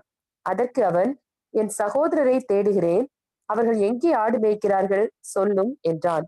அந்த மனிதன், அவர்கள் இவ்விடத்திலிருந்து போய்விட்டார்கள், தோத்தானுக்கு போவோம் என்று அவர்கள் சொல்ல கேட்டேன் என்றான். அப்பொழுது யோசேப்பு தன் சகோதரரை தொடர்ந்து போய் அவர்களை தோத்தானிலே கண்டுபிடித்தான். யோசேப்புடைய வாழ்க்கையை உற்று கவனிக்கும் போது நம்ம படிக்கக்கூடிய முக்கியமான ஒரு காரியம் என்ன தெரியுமா? அவனுடைய அறிமுகத்தில் இருந்து வாழ்க்கையின் கடைசி வரைக்கும் தான் கையில என்ன பொறுப்பை பெற்றோர் கொடுத்தாங்களோ, தேவன் கொடுத்தாரோ, அந்த பொறுப்பை உண்மையும் உத்தமமாக செய்தவன். பொறுப்பு கொடுத்தது யாரு? புரிந்து கொள்ளாத அப்பா. அந்த பொறுப்பை யாரோடு சேர்ந்து நிறைவேற்ற வேண்டும்? தன்னை வெறுக்கிற, தன்னை பகைக்கிற, தன் மீது பொறாமை கொள்ளக்கூடிய அண்ணன்மார்கள். ஆனால் வசனம் தெளிவாக சொல்கிறது, யோசேப்பு தன்னுடைய 17 வயதிலே ஆடுகளை மேய்த்து கொண்டிருந்தான். சரி, 2வது பகுதியை நம்ம வாசிக்க கேட்டதுல அவங்க அப்பா சொல்றாரு, போய் உங்க அண்ணன்மார்களை பார்த்துட்டு நல்லா இருக்காங்களான்னு கேட்டு வா. அன்னைக்கு உள்ள காலகட்டத்துல 2 அல்லது 3 நாட்கள் பயணம் பண்ணக்கூடிய தூரத்துல போய் அண்ணன்மார்கள் ஆடுகளை மேய்த்தாங்க. ஒருவேளை அப்பாவுக்குடைய கண்களுக்கு தெரியாம எல்லா தப்பு பண்ணணும்ன்றக்காக போய் மேய்ச்சிருக்கலாம். அப்படிப்பட்ட அண்ணன்மார்களை போய் பார்க்க சொல்லி அனுப்புறாரு அந்த யாக்கோபு. வழி தெரியாம அங்க இங்கேயும் அலைகிறாரு. ஒருவேளை அவர் சீகேமில் போய் ஆடுகளை மேய்க்கிறாங்கன்னு கண்டுபிடிச்சு அப்பா எதற்காக அனுப்பினாரோ அங்கே நேரடியாக போய் தன்னுடைய அண்ணன்மார்களை சந்திக்கிறார் யோசேப்பு. குடும்பத்துடைய சூழ்நிலை எவ்விதமாக இருந்தாலும் பரவாயில்லை, ஒரு தேவனுடைய மனிதனுக்குரிய அழகு என்னன்னா, அந்த குடும்பத்துல தேவன் என்ன பொறுப்பை உனக்கு கொடுத்திருக்கிறாரோ அந்த பொறுப்பை உண்மையும் உத்தமமாக நீ நிறைவேற்ற வேண்டும். அப்பா சொன்னாங்க ஆடு மேய்க்கணும்னு சொல்லி, ஆடு மேய்க்கிறதை உண்மையும் உத்தமமாக செய்தார் யோசேப்பு. அப்பா சொன்னாங்க அண்ணன்மார்களை போய் பார்த்துட்டு வான்னு சொல்லி சொன்னாங்க. அந்த வேலையையும் கொடுத்த வேலையை உண்மையும் உத்தமமாக முடித்தான் இந்த யோசேப்பு. இதை கேட்டிருக்க அருமையான தேவனுடைய மக்களே, அருமையான தம்பி தங்கச்சி, நல்லா ஞாபகம் வச்சுக்கோ. நீ அந்த குடும்பத்துல பிறந்திருக்கிறது ஒரு விபத்து கிடையாது. நல்லா ஞாபகம் வச்சுக்கோ. ஒருவனுடைய பெற்றோர் கூலி வேலை செய்யக்கூடியவங்களா இருக்கலாம். அந்த கூலி வேலை செய்யும் போது உன்னுடைய வீக்கெண்ட்ல அல்லது லீவுல உன்னுடைய அப்பா அல்லது உன்னுடைய அம்மா அந்த வேலை செய்யறதுக்கு உன்னை கூப்பிடவும் செய்யலாம். அப்படி இருக்கும்போது, ஐயோ நான் இந்த வீட்டுல போய் பிறந்துட்டேனே, இந்த வேலையெல்லாம் செய்ய வேண்டியிருக்கேன்னு சொல்லி நீ சோர்ந்து விடுவாயானால் தேவன் உனக்கென்று வைத்திருக்கிற திட்டத்தை நீ இழந்து விடுவாய். யோசேப்பு என்ன தெரியுமா செய்யறாரு? வாழ்க்கையுடைய உச்சகட்டம் வர்ற வரைக்கும் வாழ்க்கையில தான் கடந்து வந்த பாதையே இந்த வாலிபன் மறக்கவே இல்லை. தான் கையில கொடுத்த பொறுப்பை உண்மையும் உத்தமமாக செய்தார்.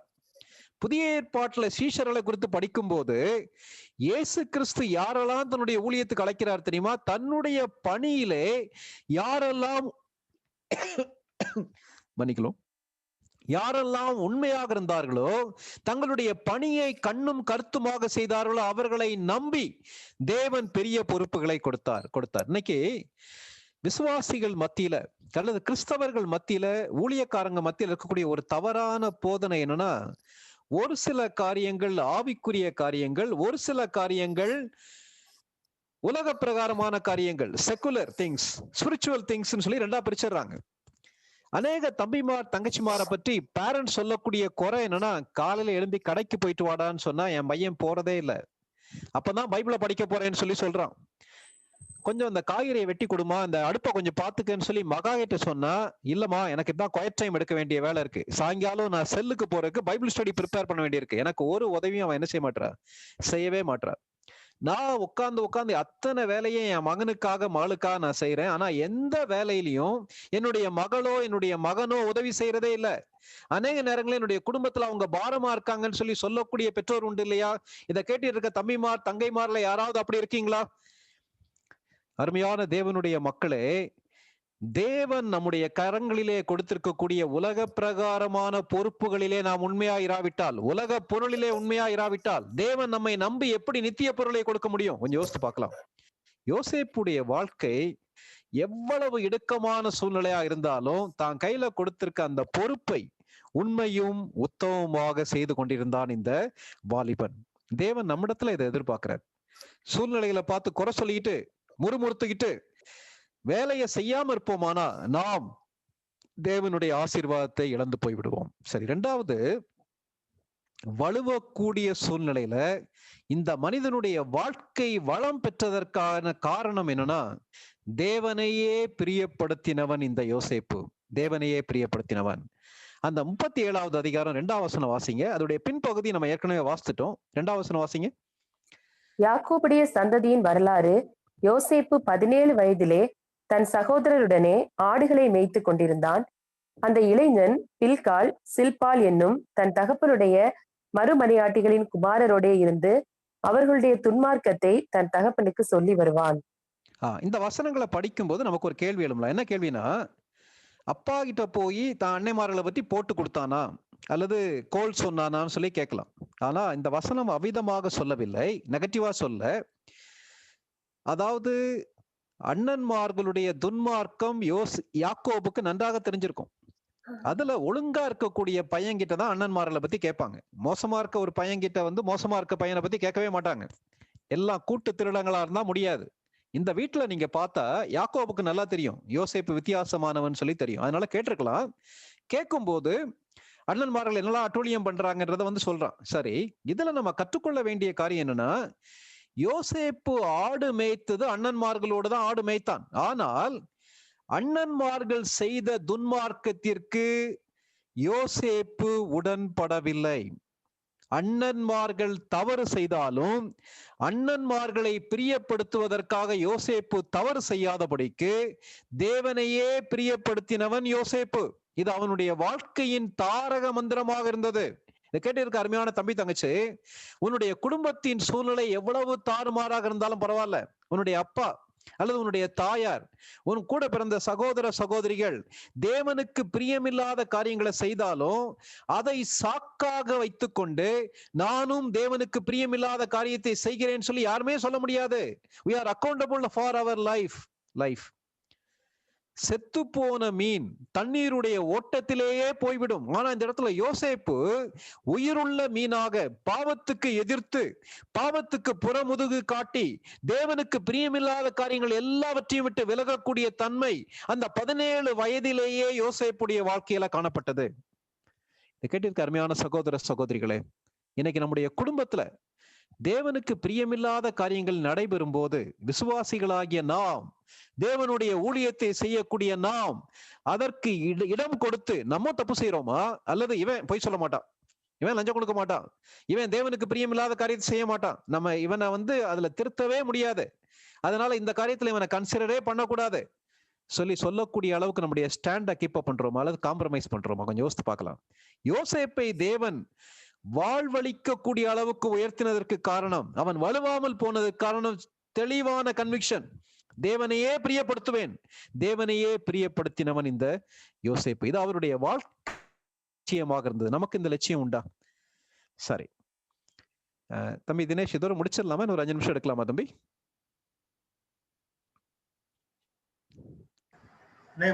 சிடி முடிச்சிடலாம். சரி, இன்னும் 2 காரியங்களை வேகமா பார்த்துடலாம். சரி, இப்படிப்பட்ட ஒரு வாழ்க்கையுடைய ரகசியம் என்ன? தேங்க்யூ தம்பி. தனது பணியிலே உண்மையா இருந்தான், தேவனையே பிரியப்படுத்தினான், இதை எல்லாவற்றுடைய அடிப்படை என்ன தெரியுமா?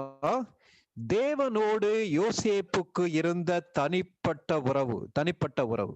நம்ம ஏற்கனவே வாசிக்க கேட்டோம்ல, 5வது வசனத்துல இருந்து 9வது வசனம் வரைக்கும் நம்ம படிக்கும் போது தேவன் யோசேப்போடு பேசுகிறார். எவ்விதமாக பேசுகிறார்? கனவுகள் மூலமாக பேசுகிறார், சொப்பனங்கள் மூலமாக பேசுகிறார். எதை குறித்து பேசுகிறார்? யோசேப்பே, உன்னுடைய வாழ்க்கைக்கென்று அழகான ஒரு திட்டம் நான் வைத்திருக்கிறேன். உன்னுடைய குடும்பத்துடைய சூழ்நிலை பரிதாபமாக இருந்தாலும் பரவாயில்ல, உன்னுடைய அண்ணன்மார்கள் உன்னை பகைத்தாலும் பரவாயில்ல, உன்னுடைய தகப்பனார் உன்னை புரிந்து கொள்ளாவிட்டாலும் பரவாயில்ல, உனக்கு அம்மா இல்லாட்டாலும் பரவாயில்ல, நான் உன்னுடைய வாழ்க்கைக்கென்று அழகான திட்டம் வைத்திருக்கிறேன். எப்படிப்பட்ட திட்டம்? உன்னுடைய சகோதரரை விட உன்னை உயர்த்துவதற்கான திட்டம். சூழ்நிலைகளை தாண்டி அநேகருக்கு ஆசீர்வாதமாக வைக்கக்கூடிய திட்டம். உன்னுடைய சகோதரர், உன்னுடைய தகப்பனார் உன்னை வணங்குவதற்கு கொண்டு வரக்கூடிய திட்டம். சரி, அப்ப இதை படிக்கும் போது நம்மளும் யோசேப்புக்கு கனவு வந்துச்சு, சொப்பனம் வந்துச்சு, நமக்கும் சொப்பனம் வரலன்னு சொல்லி போய் காத்திருக்க வேண்டிய அவசியம் இருக்கா? இல்ல. இது கற்றுக் கொடுக்கக்கூடிய காரியம் என்ன தெரியுமா? 12 அந்த பிள்ளைகள்ல யோசேப்பை பற்றி மட்டும் தேவனுடைய வார்த்தை சொல்லுகிறது, கர்த்தர் யோசேப்புக்கு தன்னுடைய திட்டத்தை வெளிப்படுத்தினார். காரணம் என்ன தெரியுமா? யோசேப்புக்கும் தேவனுக்கும் தனிப்பட்ட உறவு இருந்தது. இதை கேட்டிருக்க அருமையான தம்பி தங்கச்சி, உன்னுடைய குடும்பத்துடைய சூழ்நிலையோ, உன்னுடைய சகோதரர்களுடைய பகையோ, உன்னுடைய தகப்பனார் அல்லது உன்னுடைய தாயாருடைய புரிந்து கொள்ளாமையோ உன்னுடைய வாழ்க்கையை அழிக்க முடியாது. ஏன் தெரியுமா? ஆண்டவர் உன்னுடைய வாழ்க்கைக்கு என்று அழகான திட்டம் வைத்திருக்கிறார். யோசேப்புடைய வாழ்க்கைக்கு யோசேப்பு பிறப்பதற்கு முன்பாகவே அழகான ஒரு திட்டம் வச்சிருந்தார் இல்லையா? அந்த திட்டம் எப்பொழுது நிறைவேறும் தெரியுமா? நம்முடைய வாழ்க்கையை முழுவதுமாக அவருடைய கரத்திலே கொடுத்து, ஆண்டவரே நீர் குயவன், நான் களிமண், என்னை எவ்விதமாக வணைய வேண்டும் என்று விரும்புகிறதோ அவ்விதமாக வணையும் என்று அவருடைய கரத்திலே நம்முடைய வாழ்க்கையை கொடுப்போமானால், நீ உன்னுடைய வாழ்க்கையை கொடுப்பாயானால், அவர் உன்னுடைய வாழ்க்கைக்கென்று வைத்திருக்கிற திட்டம் உன்னதமான திட்டம். அவருக்கு கீழ்ப்படிந்து கெட்டு போனவங்க யாருமே கிடையாது. உலக மக்களை மாதிரி பயப்பட வேண்டிய அவசியம் இல்லை, பதற வேண்டிய அவசியம் இல்லை. ஏன் தெரியுமா? நீ தேவனுடைய பிள்ளையாக இருப்பாயானால், தேவன் உன்னுடைய கையிலே கொடுத்துக்கிற பொறுப்புகளை உண்மையும் உத்தமமாக செய்வாயானால், தேவனோடு உறவுள்ளவளாக இருப்பாயானால், தேவன் கண்டிப்பாக அவருடைய உன்னதமான திட்டத்தை உன்னுடைய வாழ்க்கையிலே நிறைவேற்றுவார். தேவனோடு இன்னைக்கு உனக்கு இருக்கக்கூடிய உறவு எப்படி இருக்கு அருமையான தம்பி தங்கச்சி? இயேசு கிறிஸ்துவை உன்னுடைய சொந்த இரட்சகராக ஏற்றுக்கொண்டிருக்கிறாயா? உன்னுடைய பாவம் எல்லாத்தையும் அவற்றை அறிக்கையிட்டு அவருக்கு உன்னுடைய வாழ்க்கையை முழுவதுமாக கொடுத்திருக்கிறாயா? அதே போல இயேசு கிறிஸ்துவை உன்னுடைய ஆண்டவராக ஏற்றுக்கொண்டிருக்கிறாயா? உன்னுடைய வாழ்க்கையின் எல்லா பகுதிகளையும் அவருடைய கட்டுப்பாட்டு கீழே கொடுத்த, ஆண்டவரே உம்மையே பிரியப்படுத்துவேன், உம்மை துக்கப்படுத்த மாட்டேன், உம்மையே நேசிப்பேன் சொல்லி நீ தீர்மானம் பண்ணுவாயானா, தேவன் தன்னுடைய உன்னதமான திட்டத்தை உனக்கு வெளிப்படுத்துவார். யோசேப்பு எந்த சூழ்நிலையிலையும் அசையாம இருந்தது காரணம் என்ன தெரியுமா? தேவனுடைய திட்டத்தை பெற்றவன் யோசேப்பு. நீ ஒழுங்காக வேதத்தை வாசிக்கக்கூடிய பழக்கம், ஜெபிக்கக்கூடிய பழக்கம், தேவனோடு நெருங்கி நடந்து தேவனுடைய சத்தத்தை கேட்கக்கூடிய பழக்கம் உனக்கு இருக்குமானா, தேவன் ஒவ்வொரு படியாக தன்னுடைய சித்தத்தை உன்னுடைய வாழ்க்கையில் வெளிப்படுத்துவார். கண்டிப்பாக வெளிப்படுத்துவார். 17 வயது வாலிபனுக்கு வெளிப்படுத்துவாரா? நான் 12th தான் படிக்கிறேன், எனக்கு கர்த்தர் வெளிப்படுத்துவாரா? கண்டிப்பாக கர்த்தர் வெளிப்படுத்துவார். ஆனால் அவருக்கும் உனக்கும் தனிப்பட்ட உறவு இருக்க வேண்டும். இதை கேட்டிருக்க அருமையான வாலிப தம்பிமார் தங்கச்சிமார் யாராக இருந்தாலும் பரவாயில்ல, உன்னுடைய குடும்பத்துடைய சூழ்நிலை எப்படிப்பட்டதுன்னு எனக்கு தெரியாது தம்பி தங்கச்சி, ஆனால் தேவன் அந்த குடும்பத்துல ஒரு நோக்கத்தோடு உன்னை வைத்திருக்கிறார். அந்த குடும்பத்திலே உன்னை பயிற்சிக்க வேண்டும் என்று விரும்புகிறார். அந்த குடும்பத்துல நீ பிரகாசிக்க வேண்டும் என்று விரும்புகிறார். அந்த சூழ்நிலை மத்தியில உன்னுடைய பணியிலே உண்மையாயிருக்க உன்னை அர்ப்பணிப்பாயா?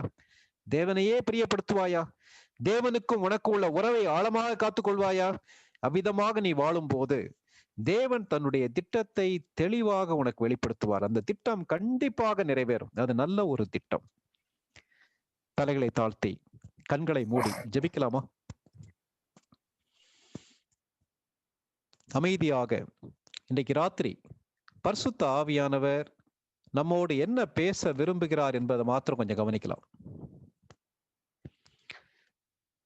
இதை கேட்டிருக்க அருமையான தம்பி தங்கச்சி, உங்களுடைய ஃபேமிலி சிச்சுவேஷன் எப்படி இருக்குன்னு எனக்கு தெரியாது. அண்ணே எனக்கு அப்பா இல்லைண்ணே, எனக்கு அம்மா இல்லை, என்னை நேசிப்பதற்கு புரிந்து கொள்வதற்கு யாருமே இல்லைண்ணே. வீட்டுக்குள்ள போகும்போது அநேக நேரங்களில் என்னுடைய வீடு எனக்கு நரகம் மாதிரி இருக்கு.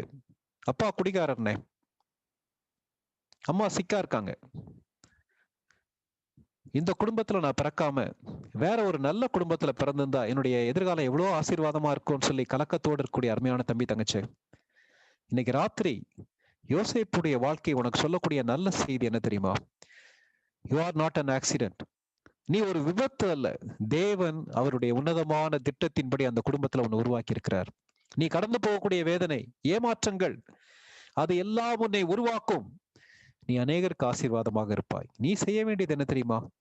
அவருக்கு பிரியமாக வாழ உன்னை அர்ப்பணிப்பாயா? அவரோடு நெருங்கி நடக்க உன்னை அர்ப்பணிப்பாயா? அவனுடைய கண்ணீரெல்லாம் அவற்றை கொட்டலாம், அவர் உன்னை புரிந்து கொள்வார். அவர் உன்னுடைய கையில கொடுத்திருக்கிற பொறுப்பை உண்மையும் உத்தமமாக நிறைவேற்றுவாயா? அருமையான பெற்றோரே, அருமையான சகோதர சகோதரிகளே, யோசேப்புடைய அப்பா கிட்ட காணப்பட்ட அந்த குணம், யோசேப்புடைய சகோதரர்கிட்ட காணப்பட்ட அந்த தவறுகள் இன்னைக்கு நம்ம லைஃப்ல காணப்படுதா? கொஞ்சம் யோசித்து பார்க்கலாம். பரிசுத்தமுள்ள ஆண்டவரே, யோசேப்புடைய வாழ்க்கைக்காக உம்மை நன்றியோடு துதிக்கிறோம், ஸ்தோத்திரிக்கிறோம். அப்பழுக்கற்ற ஒரு வாழ்க்கையை கொடுத்திருக்கிறீரே ஆண்டவரே. அறிமுகத்திலிருந்து வாழ்க்கையின் அந்தி வரைக்கும் உமக்கென்று வலுவாதபடி பிரகாசித்த ஒரு வாலிபன். அவருடைய சவாலான வாழ்க்கைக்காக நன்றி செலுத்துகிறோம். யோசேப்புடைய குடும்பத்தின் சூழ்நிலையிலிருந்து எங்களுக்கு கற்றுக் கொடுத்த அருமையான பாடங்களுக்காக நன்றி செலுத்துகிறோம் ஆண்டவரே. கடினமான, வேதனையான, தேவையுள்ள சூழ்நிலையில சோர்ந்து போய் கடந்து சென்று கொண்டிருக்கிற எந்த தம்பிமார் தங்கைமார் எங்க மத்தியில் இருந்தாலும் நீர் அவர்களை இந்த வசனத்தின் மூலமாக தூக்கி நிறுத்த வேண்டும் என்று ஜெபிக்கிறோம். எங்களுடைய குடும்பத்தின் சூழ்நிலையை நன்றாக அறிந்திருக்கிற தேவன், அந்த சூழ்நிலைகளை வைத்து எங்களை உருவாக்க உம்மால் முடியும் என்பதை அறிந்து தங்களை பூரணமாக உமக்கு அர்ப்பணித்து யோசேப்பை போல உண்மையாக பரிசுத்தமாக உம்மையே பிரியப்படுத்தி உம்மோடு நெருங்கி வாழ கிருபை தார் ராஜா. ஆண்டவரே, இந்த ஐக்கியத்துல பங்கு பெறுகிற ஒவ்வொரு உம்முடைய பிள்ளைகளுடைய குடும்பங்களையும் உம்முடைய ஆளுகைக்கு கீழே அர்ப்பணிக்கிறோம். ஒவ்வொரு குடும்பமும் குடும்பத்துடைய சூழ்நிலையும் தேவனுடைய பிள்ளைகளை உருவாக்கக்கூடிய விதத்துல அமைய கிருபை தாரும். அருமையான பெற்றோருக்காக விசேஷமாக ஜெபிக்கிறோம். பிள்ளைகளை ஹேண்டில் பண்ணும்போது ஞானமாக, கவனமாக, மெச்சூர்டாக ஹேண்டில் பண்ணுவதற்கு நீங்க கிருபை தாங்க. தொடர்ந்து யோசேப்பின் வாழ்க்கையை குறித்து நாங்கள் படிக்கும் போது எங்களோடு நீர் பேசும். எல்லாவற்றுக்கும் மேலாக நாங்களும் அப்படிப்பட்ட அர்ப்பணிப்புக்குள்ளே கடந்து வர எங்களுக்கு கிருபை தாரும். ஐக்கியத்துல பங்கு பெறுகிற ஒவ்வொருவரையும் பெயர் பேராக நீர் ஆசீர்வதியும். இயேசுவின் நாமத்தில் வேண்டிக் கொள்கிறோம் பரமபிதாவே, ஆமென். தேங்க்யூ தம்பி. தொடர்ந்து கூட நம்ம ஏதாவது கேள்விகள் இருக்கும்னா கேள்விகள் கேட்கலாம், அல்லது இன்னைக்கு நம்ம சிந்தித்த காரியங்கள் அடிப்படையில நீங்க ஏதாவது உங்களுடைய வேல்யூ பாயிண்ட சேர்க்க வந்தீங்கன்னா நீங்க கூட அதை சேர்க்கலாம். பேச விரும்புறவங்க நீங்க அன்மியூட் பண்ணிட்டு நீங்க பேசலாம்.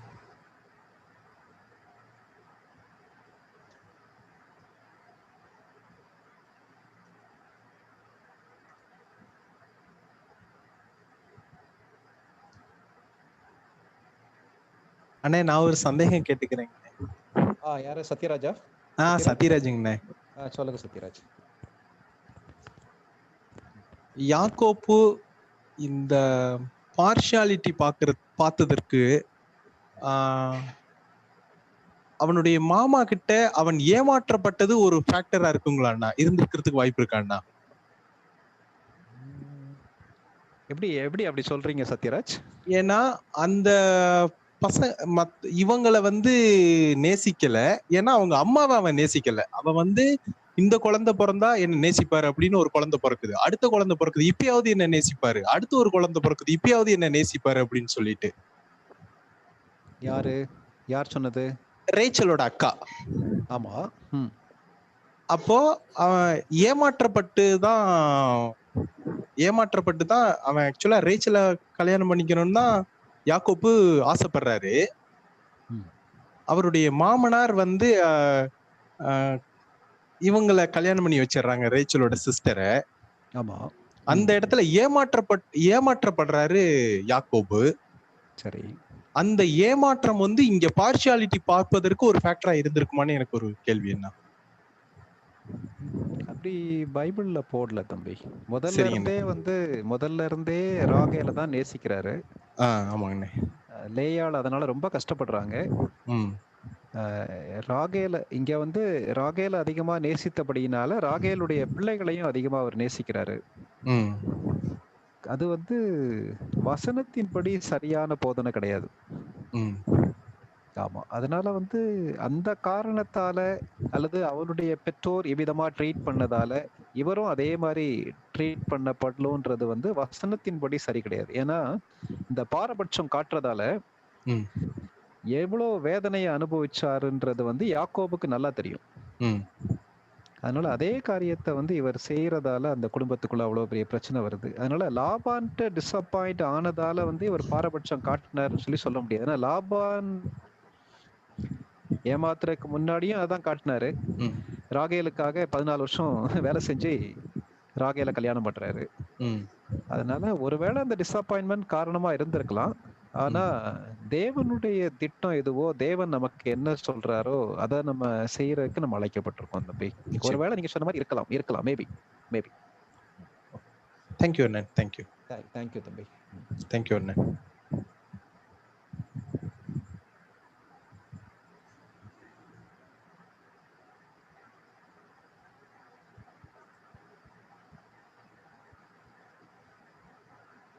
இந்த பார்ஷியாலிட்டி அப்படிங்கிறது கிறிஸ்துவை அறிந்த குடும்பத்துல, ரட்சிக்கப்பட்ட குடும்பத்துல கூட சில சமயம் பார்க்க முடியுது.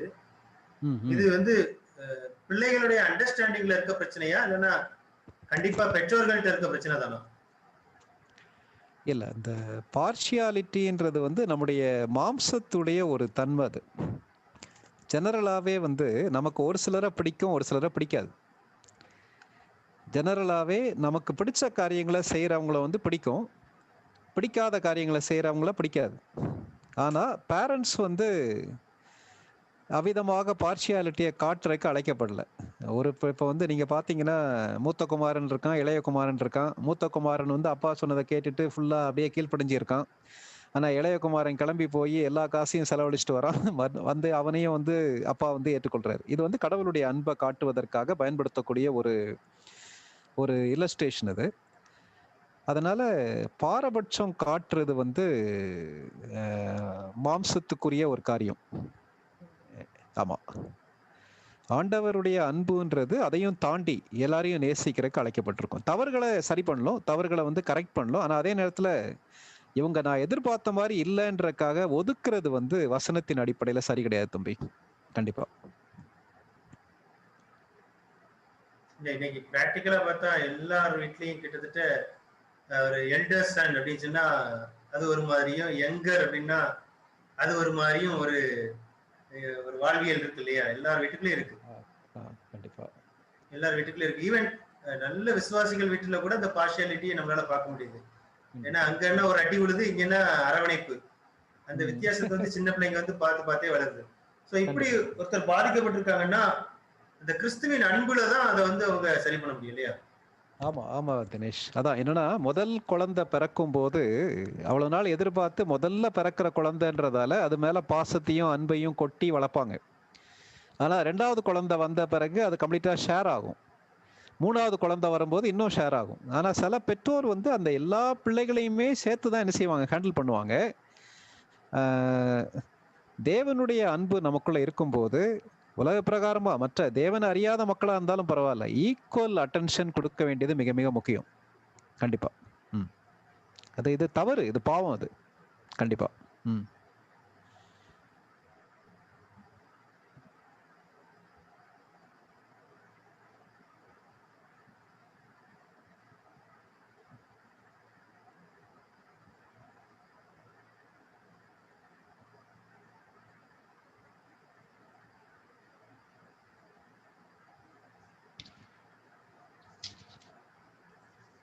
வேற யாராவது ஆட் பண்றீங்களா?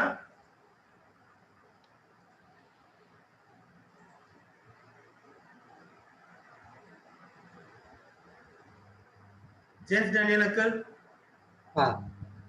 நம்ம ஜெர்மனி முடிக்கலாமா? வேற யாரும் கேள்வி இல்லைன்னா வேற யாராவது கேள்விகள்?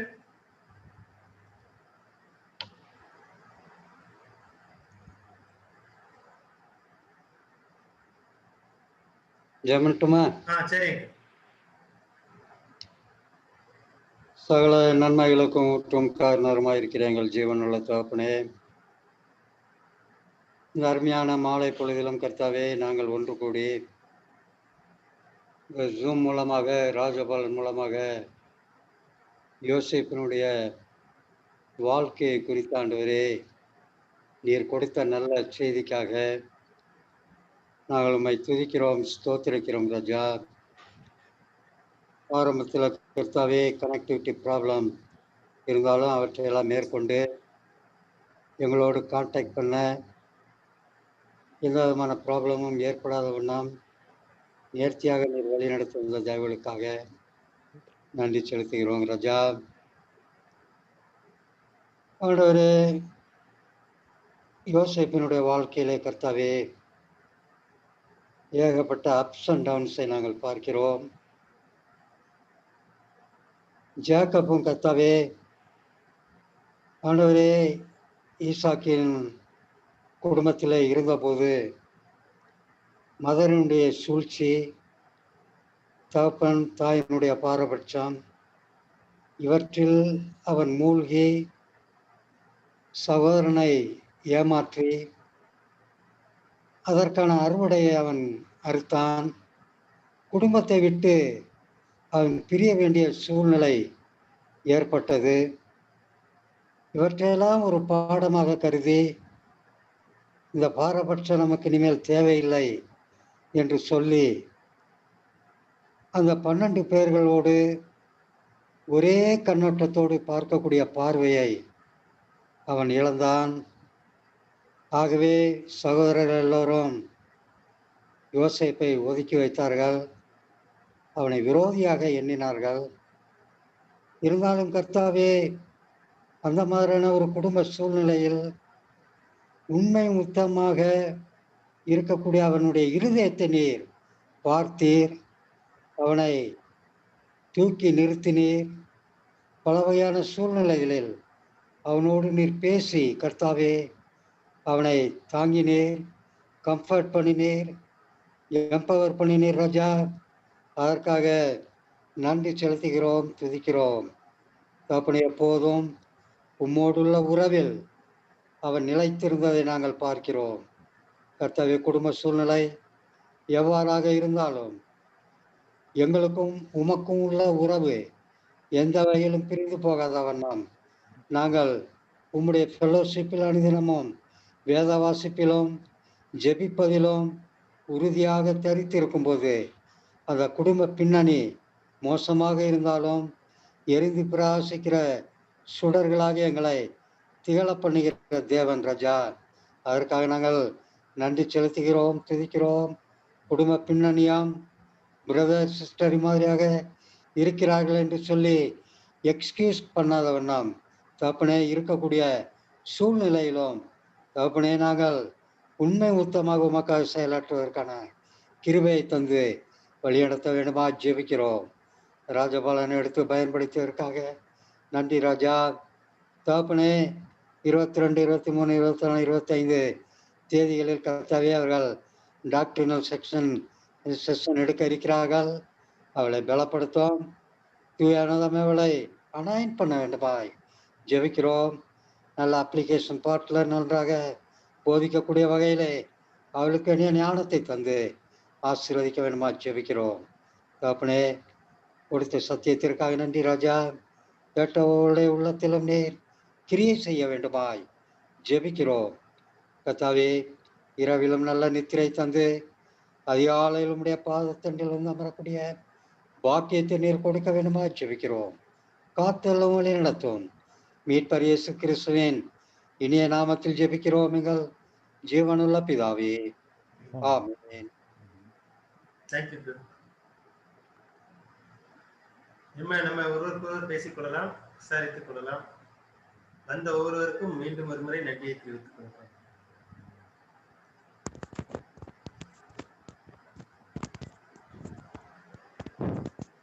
Dinesh recording stop பண்ணிருக்கமா?